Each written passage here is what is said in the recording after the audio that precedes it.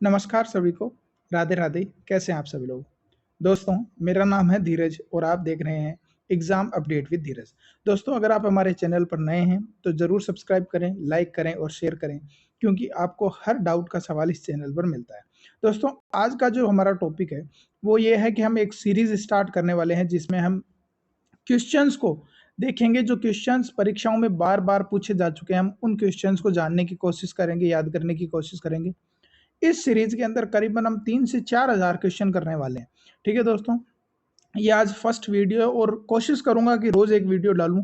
जितने भी सवाल परीक्षाओं में आए हुए हैं और इम्पोर्टेंट सवाल जो वापस से रिपीट होते रहते हैं, चाहे आप एसएससी की परीक्षाएं ले लीजिए, चाहे रेलवे की ले लीजिए, चाहे आप फिर किसी भी यूपी यूपी के किसी भी एग्जाम के ले लीजिए, राजस्थान के, बिहार के किसी भी एग्जाम के ले लीजिए, जो फिक्स क्वेश्चन है सेंटर जीके में से वो आते रहते हैं। ठीक है, तो हम जानने की कोशिश करेंगे उन्हीं से। बस यही है कि अगर आप नए हैं तो चैनल को सब्सक्राइब कीजिए और विजिट कीजिए हमारे चैनल पर। आपको स्टडी का बहुत सारा मटेरियल मिलेगा जो आपके रिवीजन में और आपके नोट्स में बहुत मदद करेगा। चलिए दोस्तों, आज का हमारा शुरू करते हैं वीडियो। बार बार परीक्षाओं में पूछे जाने वाले सवालों का पहला सवाल यह है कि महात्मा गांधी की हत्या कब हुई थी। ये यूपीएसआई में आया हुआ सवाल है दोस्तों। महात्मा गांधी की हत्या कब हुई थी? 30 जनवरी 1948 में हुई थी। कब हुई थी? 30 जनवरी 1948। फिर आता है, वह प्राचीन नाम क्या है जिससे पटना नगर को जाना जाता था? वह प्राचीन नाम क्या है जिससे पटना नगर को जाना जाता था?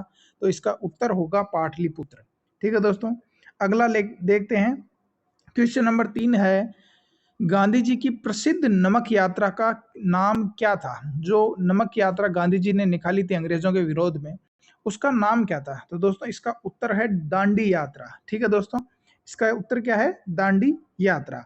फिर आगे आते हैं, निम्नलिखित में से किसे सीमांत गांधी कहा जाता है? सीमांत गांधी किसका उपनाम है या फिर किसे कहा जाता है? इसका जो उत्तर है दोस्तों वो है अब्दुल गफार खां। ठीक है दोस्तों, चलते हैं हमारे अगले क्वेश्चन की तरफ। अगला क्वेश्चन हमारा है, वंदे मातरम गीत के लेखक कौन है?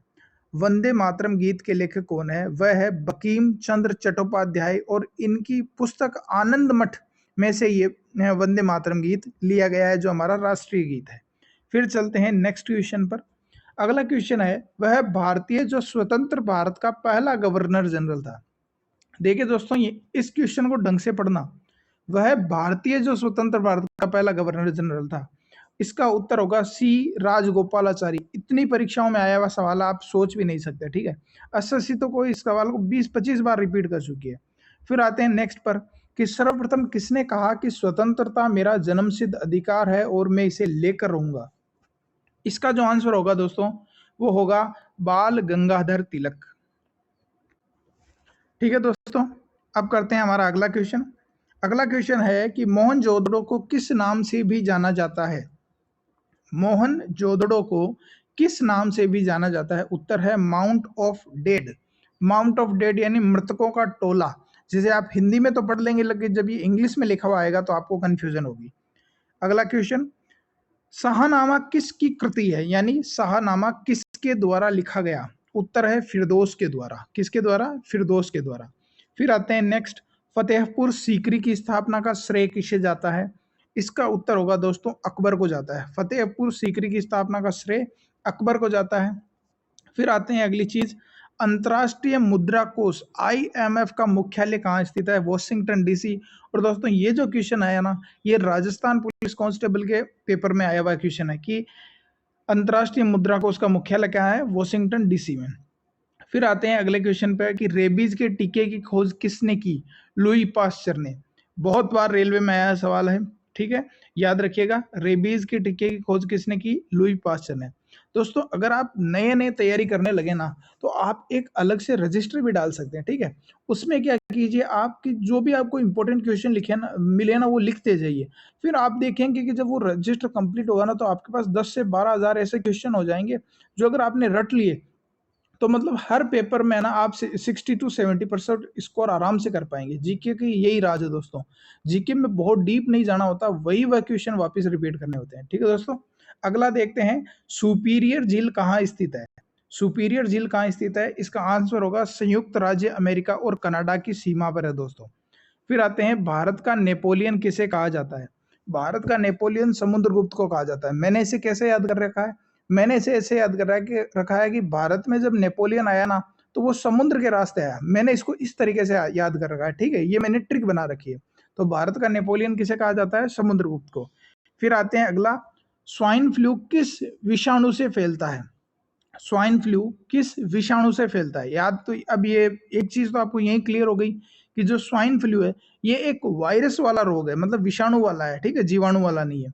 वो है H1N1, ठीक है, H1N1। फिर आता है विश्व स्वास्थ्य संगठन का मुख्यालय कहाँ स्थित है? विश्व स्वास्थ्य संगठन का मुख्यालय कहाँ स्थित है? जेनेवा स्विट्जरलैंड में है दोस्तों। फिर आते हैं भारत पाकिस्तानी सीमा को किस नाम से जाना जाता है? रेड क्लिफ रेखा। कितनी ही बार एग्जाम में आया हुआ प्रश्न, आप सोच भी नहीं सकते। फिर आते हैं दोस्तों अगला कि भारत ने पहला परमाणु परीक्षण कब और कहाँ किया था? वो किया था 14 मई 1974 पोखरण राजस्थान में। और आपको याद होना चाहिए इस समय जो भारत की पीएम थी वो श्रीमती इंदिरा गांधी थी, और ये जो परीक्षण था ये असफल हो गया था। इसके बाद में अटल बिहारी वाजपेयी जी के समय में सफल परीक्षण किया गया था 1999 के समय में। ठीक है दोस्तों, फिर चलते हैं अगले क्वेश्चन पर कि विश्व का सबसे ऊंचा पठार कौन सा है? विश्व का सबसे ऊंचा पठार है तिब्बत का पठार, जिसे पामीर पठार या फिर पामीर की गांठ भी कहते हैं दोस्तों। ठीक है, अगला क्वेश्चन चलें तो ओलंपिक में पदक जीतने वाली प्रथम भारतीय महिला कौन थी? तो कर्णम मल्लेश्वरी। ये थे आज के हमारे 20 क्वेश्चन दोस्तों। आई होप आपको अच्छे लगे होंगे। और अगर आप दोस्तों अपनी जीके को स्ट्रॉन्ग करना चाहते हैं ना, तो रिवीजन ज्यादा कीजिए। ठीक है, जीके तभी स्ट्रॉन्ग होगी जब आप रिवीजन ज्यादा करेंगे। 10-15 बुक्स मत खरीदिए, एक बुक ऑथेंटिक कोई भी, एक लूसेंट की हो गई, किरण की हो गई, कोई भी एक अच्छी बुक खरीदिए। ठीक है, और उसी को बार बार रिवाइज कीजिए। आप देखेंगे कि सारे एग्जाम्स में वैसे ही वैसे क्वेश्चन रिपीट हो रहे हैं। हर एग्जाम में रिपीट होने वाले, मतलब आप देख लेंगे अगर आपने अच्छे से एक बुक कवर कर ली ना, तो 60 to 75 डाटा आपके पास हर एग्जाम से रिलेटेड आ जाएगा। ठीक है दोस्तों, आशा करता हूँ आपको वीडियो अच्छा लगा हो। ऐसी ही सीरीज आती रहेगी, आगे भी मैं जो इंपॉर्टेंट क्वेश्चन होंगे उनके वीडियोस लाता रहूंगा। तो अगर आप मेरे चैनल पर नए हैं तो सब्सक्राइब करें, लाइक करें, और अच्छा लगा तो शेयर जरूर करें अपने दोस्तों को।